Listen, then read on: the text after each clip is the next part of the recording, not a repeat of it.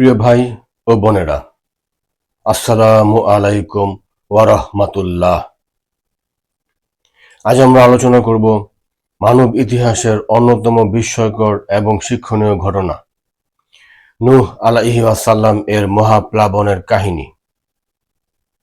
এটি কেবল একটি ঐতিহাসিক ঘটনা নয়, বরং এটি ঈমান, ধৈর্য, আল্লাহর প্রতি পূর্ণ আস্থা এবং অবাধ্যতার ভয়াবহ পরিণতির এক জীবন্ত শিক্ষা। আল্লাহ তাআলা পবিত্র কুরআনে নূহ আলাইহি ওয়াসাল্লাম এর ঘটনা বহু স্থানে বর্ণনা করেছেন। বিশেষভাবে একটি পূর্ণ সূরার নামই রাখা হয়েছে সূরা নূহ।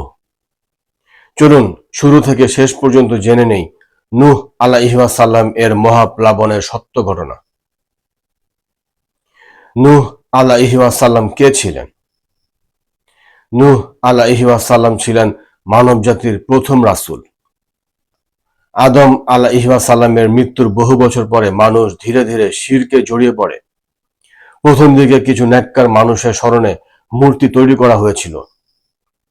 তাদের নাম ছিল ওয়াদ, সুয়া, ইয়াগুস, ইয়াউক, নাসর। সময়ের ব্যবধানে মানুষ সেই মূর্তিগুলোকেই উপাসনা করতে শুরু করে। তখন আল্লাহ তাআলা নূহ আলাইহি ওয়াসাল্লামকে তার জাতির কাছে রাসূল হিসাবে প্রেরণ করেন। নূহ আলাইহি ওয়াসাল্লাম এর দাওয়াত।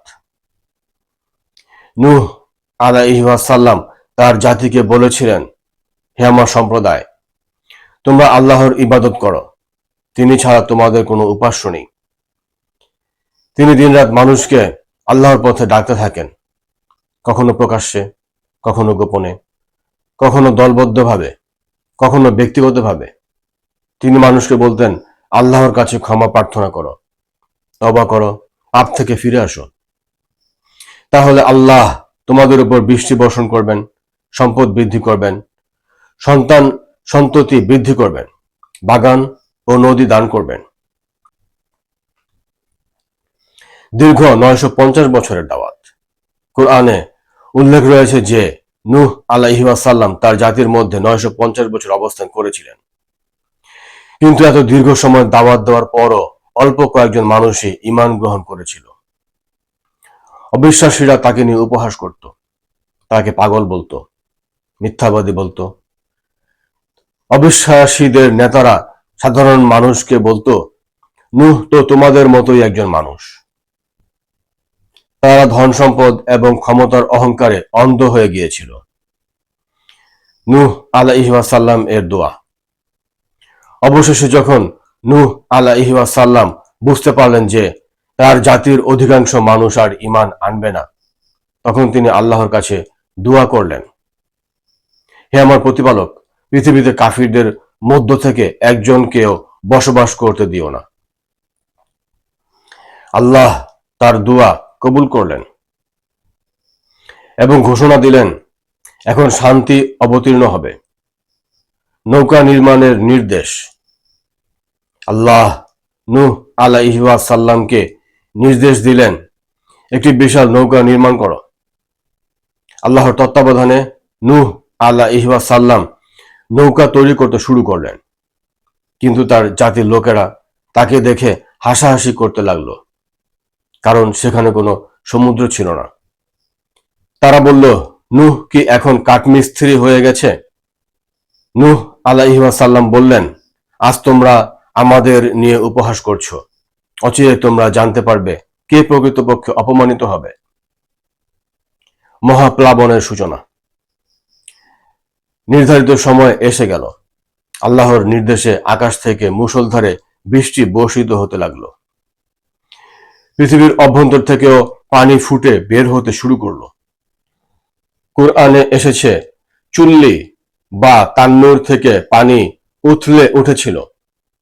তখন আল্লাহ নির্দেশ দিলেন প্রত্যেক প্রাণীর এক জোড়া করে নৌকায় তুলে নিতে এবং যারা ঈমান এনেছে তাদেরকেও নৌকায় উঠিয়ে নিতে।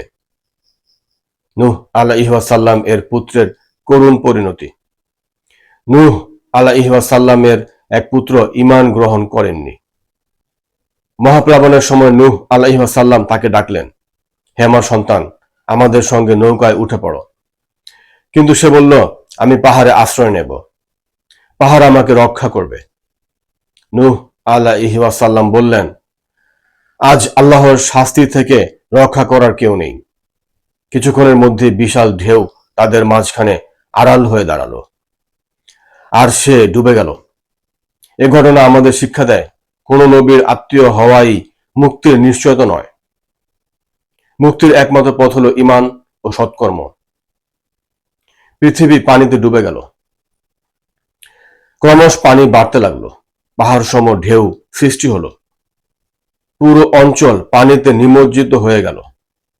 শুধু নূহ আলাইহি ওয়াসাল্লাম, তার পরিবার থেকে ঈমানদার সদস্যরা এবং অল্প সংখ্যক মুমিন নৌকায় নিরাপদে রইলেন।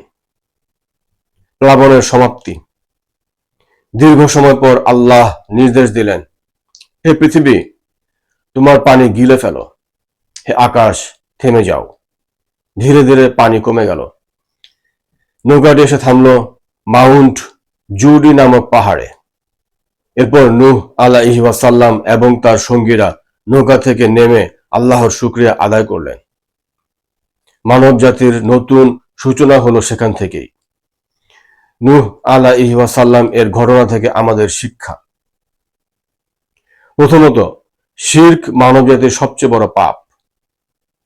দ্বিতীয়ত, সত্যের পথে দাওয়াত দিতে গিয়ে বাধা আসবেই। তৃতীয়ত, একজন দায়ীর কাজ হলো চেষ্টা করা, হেদায়েত দেওয়ার মালিক একমাত্র আল্লাহ। চতুর্থত, আল্লাহর শাস্তি যখন আসে তখন ধন সম্পদ, ক্ষমতা কিংবা পাহাড়ও কাউকে রক্ষা করতে পারে না। পঞ্চমত, পারিবারিক সম্পর্ক নয়, প্রকৃত ঈমানী মানুষের মুক্তির কারণ।